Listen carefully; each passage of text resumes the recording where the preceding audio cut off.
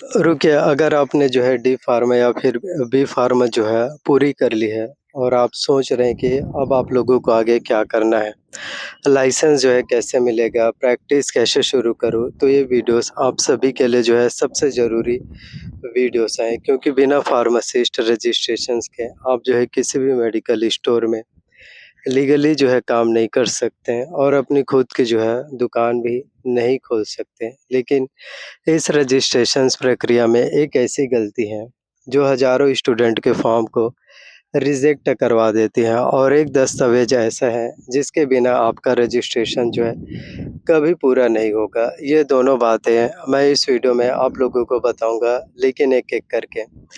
इसलिए आप सभी को जो है पूरा वीडियो जो है ध्यान से देखना है।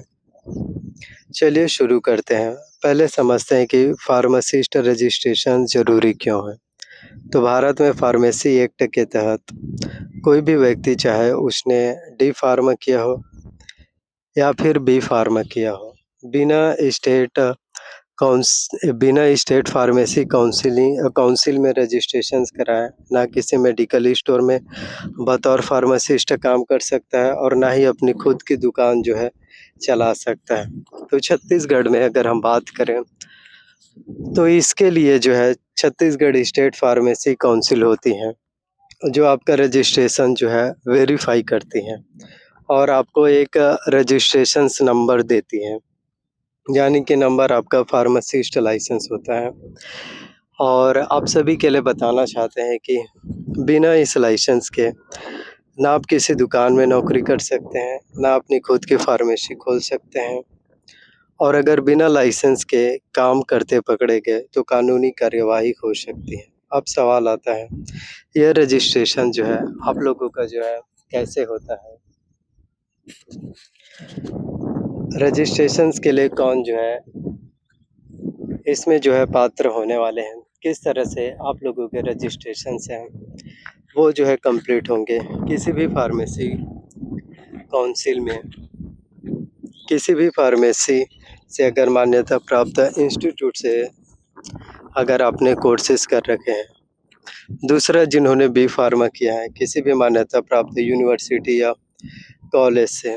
तीसरा, दोनों कोर्सेज़ पूरे कर चुके स्टूडेंट, चाहे आपने शुरुआत में डी फार्मा किए हो, देन उसके बाद लेटरल एंट्री के थ्रू आपने बी फार्मा किए हो।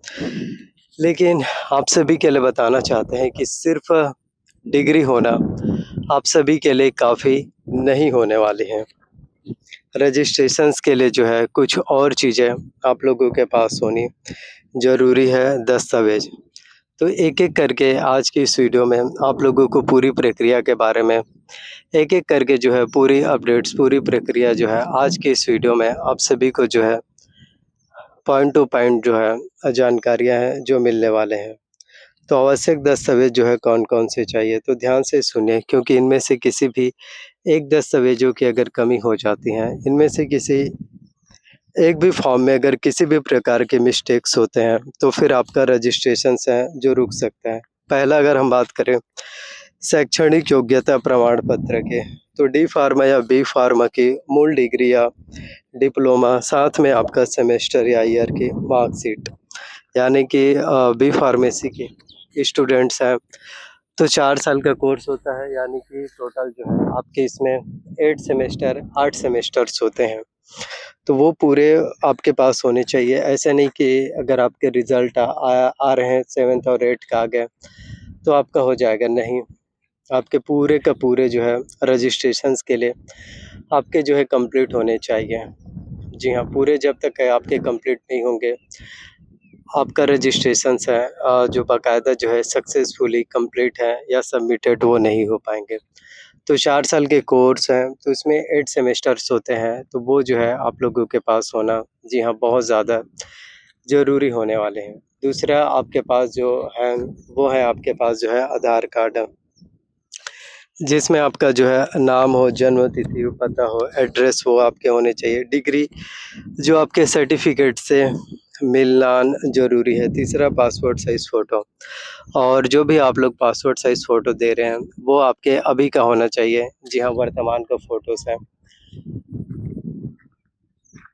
वो आपका जो है होना चाहिए। ऐसा नहीं कि 2 या 3 साल पुराना अगर आपके पास फ़ोटोज़ हैं तो वो फ़ोटो काम चल जाएगा नहीं। आपके पास अभी वर्तमान के जो है रिसेंटली फ़ोटोज़ होने चाहिए। चौथा जाति प्रमाण पत्र यदि लागू हो तो, लेकिन मैक्सिमम देखने को मिलते हैं, ज़रूरी होते ही हैं। यदि आप एससी, एसटी, ओबीसी कैटेगरी वाले स्टूडेंट्स हैं तो जनरल कैटेगरी वाले स्टूडेंट्स को नहीं लगता। फिर 5वां है आपका मोबाइल नंबर और ईमेल आईडी, और जो भी ईमेल आईडी आप pharmacy counselling as a pharmacist registrations के लिए दे रहे हैं, जी हाँ, वो भी अब आप लोगों के पास होंगे, उतने ही ज़्यादा इम्पोर्टेंट हैं।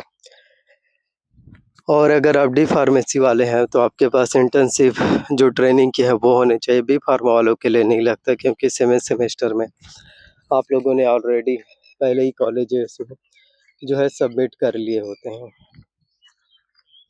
तो फार्मासिस्ट बनने के लिए CGPCI में आपका जो है रजिस्ट्रेशंस है, जी हाँ, वो आपके कंप्लीट होना ज़रूरी है। और जब तक कि आप लोगों का जो है सक्सेसफुली, जी हाँ, रजिस्ट्रेशंस हैं वो कंप्लीट नहीं होंगे, तब तक आप लोगों को फिर फार्मासिस्ट हैं, जी हाँ, वो फिर नहीं माने जाएंगे।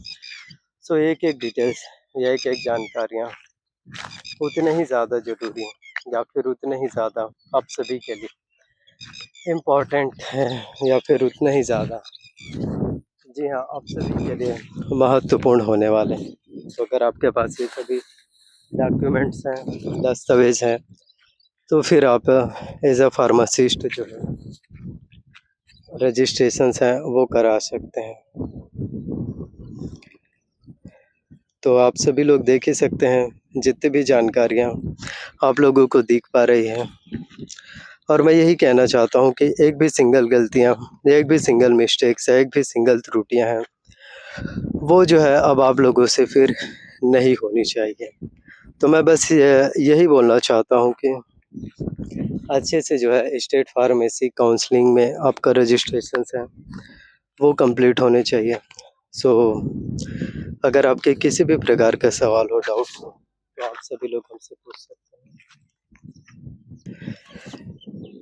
और पहले जो रजिस्ट्रेशंस प्रोसेस होते थे उसमें इस बार नए में जो है काफ़ी बड़े बदलाव हैं। जी हाँ, नए रजिस्ट्रेशंस में और भी काफ़ी बड़े बदलाव हैं। जी हाँ, और भी काफ़ी बड़े चेंजेस हैं, वो भी आपको देखने को मिल पाएगा। तो इस तरह से आप जो है फार्मेसी में जो रजिस्ट्रेशंस हैं वो आप लोग कर सकते हैं। तो लाइसेंस जो है कुछ इस तरह से आप लोगों को फिर मिल पाएगा सभी छात्रों छात्राओं के लिए। और मैं हूँ राहुल, और आपके जानकारी के लिए बता दूं कि मैं खुद एक फार्मासिस्ट हूँ, मैंने भी बी फार्मा किया है। So thank you so much आप सभी का। किसी भी प्रकार का सवाल हो या डाउट हो तो आप लोग हमें ज़रूर बताइए, जी हाँ, ताकि मैं आपके हर एक सवाल, हर एक डाउट्स या फिर हर एक क्वेश्चंस का आंसर या फिर रिप्लाई है, जी हाँ, वो मैं जो है फिर कर पाऊँ। मिलते हैं किसी एक और नए वीडियोस में। तो ठीक इसी तरह राहुल और अलीशा की तरह आप लोगों ने भी अगर बी फार्मा या फिर डी फार्मा कंप्लीट कर लिया है तो आप सभी लोग जो है रजिस्ट्रेशंस करवा सकते हैं, पंजीयन करवा सकते हैं। और अगर आप एलिजिबल हैं तो फिर आप लोगों का रजिस्ट्रेशन है, जी हाँ, वो फिर कंप्लीट होने वाले हैं। Then thank